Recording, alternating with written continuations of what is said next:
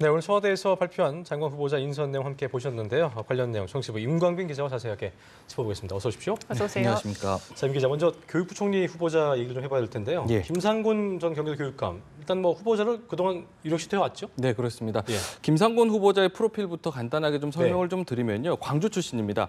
서울대 총학생회장을 지내면서 민주화 운동, 학생 운동에도 참여한 이력이 있는데요. 예. 민선 1, 2기 경기도 교육감을 지내면서 무상급식을 또 시도를 했고요. 네. 학생 인권 조례, 또 혁신학교 등 보편적 교육 복지와 공교육 중심의 정책을 추진하면서 대중의 주목을 받았습니다. 그랬군요. 청와대도 이 부분을 높이 평가를 했는데요. 네. 앞서 박수현 대변인이 브리핑에서 밝혔듯이 평등한 교육 기회 제공, 또 입시 과정의 공정성 강화, 예. 미래지향적인 공교육 체계 마련 등 일련의 교육 개혁 과제들을 성공적으로 추진할 것으로 기대한다. 이렇게 밝혔습니다. 김상곤 후보자가 정치권에 이제 본격적으로 주목을 받기 시작한 게 지난 2015년 당시에 예. 새정치민주연합 혁신위원장을 맡으면서부터인데요. 네. 당시 당 대표였던 문재인 대통령으로부터 당 쇄신의 전권을 좀 부여받으면서 혁신 드라이브를 걸었고 작년 1월에는 당 인재영입위원장을 맡기도 했었습니다. 또 작년 8.27 전당대회는 당권 도전에도 사실 당권에도 도전을 했었는데 고배를 그렇죠. 마셨고 지난 대선 기간에 당 공동선대위원장을 맡으면서 문재인 대통령의 당선에 기여를 했습니다. 그랬군요. 네.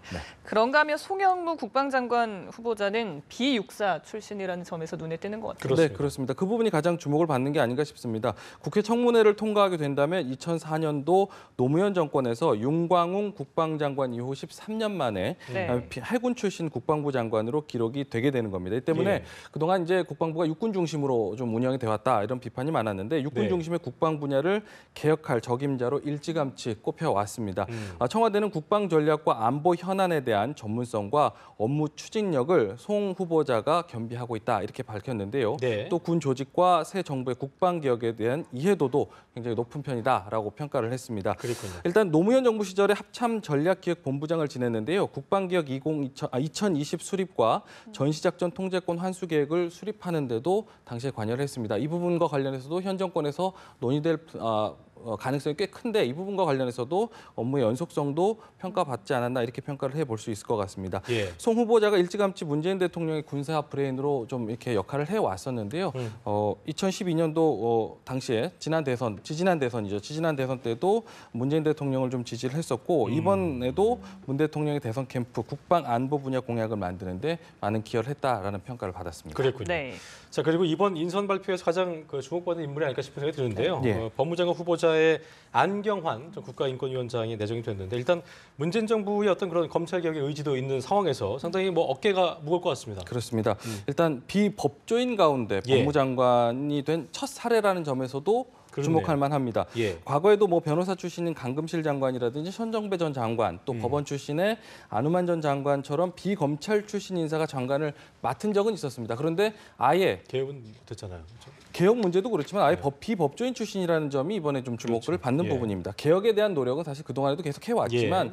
그 쉽지 않았죠. 의지를 외부에서 비법조인의 시각에서 한번 해결해 보자는 노력이 좀 아마 반영된 것이 아닌가 이렇게 그러네요. 생각이 됩니다. 예. 네. 안 후보자는 그동안 법무 검찰 개혁에 주도할 만한 적임자로 마찬가지로 말씀하신 대로 꼽혀왔습니다. 네. 법무부의 문민화 또 탈검찰화를 비롯해서 인사와 조직 쇄신, 검경 수사권 조정 등이 일단 당면 과제로 꼽히고 있습니다. 그런데요. 안 후보자는 앞서서 참여정부 시절에도 말씀드렸지만 강금실 전 장관 때도 직속 정책위원회 위원장을 맡아서 한 차례 검찰개혁 작업을 주도한 경험이 있기 때문에 예. 이 부분의 경험을 살릴 수 있을 것이라 이렇게 기대를 모으고 있습니다. 그렇군요. 안 후보자는 문 대통령과 깊은 인연이 화제가 된 적도 있었는데요. 지난 2004년도 때 노무현 전 대통령 탄핵 당시에 사실 법률 대리인을 맡았던 문재인 대통령이 당시에 이제 헌법학자들을 여러 이렇게 조언을 구하기 위해서 찾아다녔는데 당시에 많은 분들이 이렇게 주저하는 상황이었는데 당시에 안 후보자가 문 대통령에게 여러 가지 조언을 했고 그것이 인연이 돼서 나중에 이제 대선에 출마할 때도 많은 법률적 조언을 좀 했었던 인연으로 알려져 있습니다. 예. 일단 조국 민정수석도 사실은 같이 비법조인이고요. 비법조인이면서도 검찰 개혁의 주도권을 네. 갖고 있는 좀 주도적인 역할을 할 것으로 기대를 하고 있는데 조국 민정수석과도 인연이 있습니다. 사실 안 후보자가 인권위에서 위원장으로 할 때도 위원으로 조국 민정수석이 활동을 했었고 당시 이제 조국 민정수석이 서울대 교수로 임명될 때도 당시에 이제 함께 그랬군요. 안 후보자가 서울대 교수, 학장으로 있었던 것으로 알려지고 있습니다. 그렇군요. 네, 그렇군요. 자, 그리고 조대엽 노동부 장관과 김은경 환경부 장관 후보자도 내정이 됐는데 예. 벌써 세 번째 여성 장관 후보자가 나왔습니다. 그렇습니다.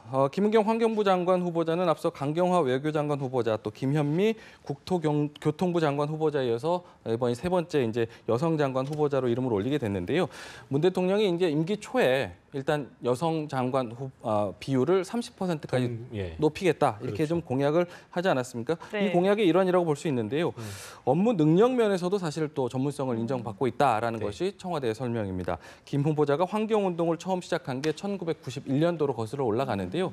당시 이제 낙동강 페놀 무단 방류 사건 당시 대구 지역에서 시민단체 대표 활동을 하면서 환경운동에 이제 몸을 던졌고 이후에 환경 관련 시민운동을 계속하면서 기초의회 의원이라든지 이런 활동들을 하면서 정치권에서도 할 수 있는 환경 관련 운동들을 꽤 해왔다. 환경운동의 범위를 좀 확대해왔다. 이런 평가를 받고 있습니다. 청와대의 설명을 들어보면 기후 변화 대응, 또 미세먼지 저감 대책 등을 통해서 국민의 생존권을 지키고 또 물 관리 일원화, 4대강 재자연화 등 건전한 생태계 복원을 차질 없이 수행할 것으로 기대한다. 이렇게 인선 배경을 설명했습니다. 네. 네. 일단 또 조대엽 후보자에 대한 설명도 좀 드려야 될 것 네네네. 같은데요. 네. 문재인 대통령 싱크탱크 기구에서 부소장을 맡아왔던 만큼 어쨌든 문재인 대통령의 정책을 만들어가는 과정에서 많은 역할을 해왔던 함께 것으로 했군요. 예. 그렇습니다. 예. 고려대 노동대학원 원장과 고려대 한국사회연구소 소장을 있으면서 어떤 연구를 통해서 노동과 관련한 전문성을 좀 인정받았다 그렇겠네요. 이렇게 평가를 받고 있습니다. 네. 자, 그리고 인사청문 전국에서 일단 여야의 대치선선이 넓어지고 있다. 네. 저희가 항상 그 보도를 통해 알려드리고 있는데요. 그렇습니다. 일단 문재인 정부에 통과된 장관은 없는 상태이기 때문에 그런 상황에서 일단 오늘의 또 내각 인선이 좀 주목되는데 어떤 의미가 좀 있다고 봐야 될까요? 일단 새 정부 초대 내각 후보자들이 지금 여러 가지 국회 문턱을 좀 통과하지 못하고 있지 않습니까? 이런 상황에서 일단 5명의 후보자를 한꺼번에 이렇게 좀 단행한 것은 국정 운영을 더는 미룰 수 없다. 지금 어쨌든 빨리 속도감 있게 정책 추진을 위해서는 인선이 빨리 필요하다라는 점을 판단한 것 같습니다. 새 정부 들어서 장관급 인선이 지금 지난달 21일 또 30일 이후에 벌써 이제 12번째 인선 이후에 지금 그렇죠. 10하루 만입니다. 예. 11일 만입니다. 그동안 계속해서 이제 속도감 있게 진행될 듯 했다가 국회에서 이제 인사청문회 과정에서 계속해서 발목이 잡히는 듯한 분위기로 가면서 인선 과정이 좀 지연된 부분이 있었거든요. 네. 네. 앞서 말씀드린 대로 더 늦출 수 없다라는 판단 아래서 인사청문 전국을 정면으로 좀 돌파하겠다 이런 의지를 밝힌 것이 아닌가 생각이 됩니다. 여러 가지 이제 청문 보고서 채택이 늦어지고 있는 후보자들의 여러 의혹에 대해서도 청와대는 일단 해명이 가능하다, 해명이 가능하고 또 일부는 해명이 충분히 됐다라는 의지를 좀 보고 있는 것 아니냐 이런 해석도 있습니다. 특히 이제 문 대통령이 이번에 지명한 내정자들 같은 경우에는 그 동안에 이제 앞서서 설명드렸지만 문재인 캠프 대선 당시 캠프에서도 여러 가지 이제 정책을 함께 활동해 오면서 한마평에 올라왔었고 전문성 면에서는 인정을 받았던 인물들이기 때문에 여러 가지 청문회 과정에서 전문성 부분에서 인정받고 나머지 이제 부분에 있어서는 도덕성 부분에 있어서도 충분히 해명이 가능한 것이다 그래요. 이렇게 좀 보고 있는 것 같습니다. 네. 네. 그 말씀하신 도덕성 문제와 관련해서 그래요. 오늘 발표를 하면서도 예. 지난번에 강경화 후보자 때와 마찬가지로 후보자들의 그런 도덕적 흠결을 미리 먼저 인정하지 않았습니까? 그렇습니다. 이번에도 사실 2명의 후보자에 대해서 먼저 흠결을 셀프 인정을 했습니다. 그렇죠. 네. 말씀하신 대로 지난번 강경화 후보자 위장 전입 사실 발표했었지 않습니까? 이번에 조 후보자 같은 경우는 음주운전, 조대엽 고용노동부 장관 후보자는 음주운전 사실을 먼저 얘기를 네. 했고요. 송영무 국방장관 후보자는 위장 전입 사실이 있다 이렇게 먼저 밝혔습니다. 그런데 다만 이제 조 후보자 같은 경우는 음주운전 이후에 사고가 뒤따르지 않았고 단순 음주운전에 걸렸다라는 게 이제 청와대 입장이고요. 두 번째 송 후보자 같은 경우는 군인이란 특성상 지방 발령을 많이 받기 때문에 어쩔 수 없는 부분이 있다. 이렇게 좀 설명을 했습니다. 그동안 사실 청와대는 국무위원 후보자들의 위장 전입 문제 계속 문제가 되면서 네. 앞서서 이제 국회 인사청문 제도가 도입된 2005년 7월 이후에 문제된 것은 철저히 배제하겠다라고 얘기를 했거든요.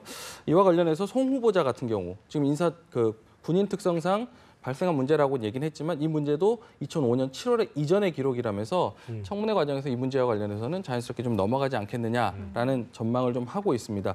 사실 뭐 이번에도 청와대가 셀프 인정 먼저 얘기한 것도 청문 과정에서 또 드러나면 또 이 부분과 가지고 그렇죠. 어떻게 될지. 그러니까 강경화 장관 때도 근데 이제 후보자의 경우도 셀프 인정을 했는데 그 그렇습니다. 이외 그 부분을 또 야당이 파고들어서 그렇죠. 이 부분도 이제 또 더 뭐가 나올 수도 있다는 가능성을 저희가 좀 지켜보긴 해야겠네요. 그렇죠. 그럼요. 앞서서 먼저 얘기를 하면서 차라리 어찌 보면 먼저 언론을 통한 검증을 먼저 거치면서 네. 큰 문제 아니다 해명할 수 있는 기회도 많이 갖겠다 이런 그러네요. 의지가 아닌가 싶습니다. 네. 알겠습니다.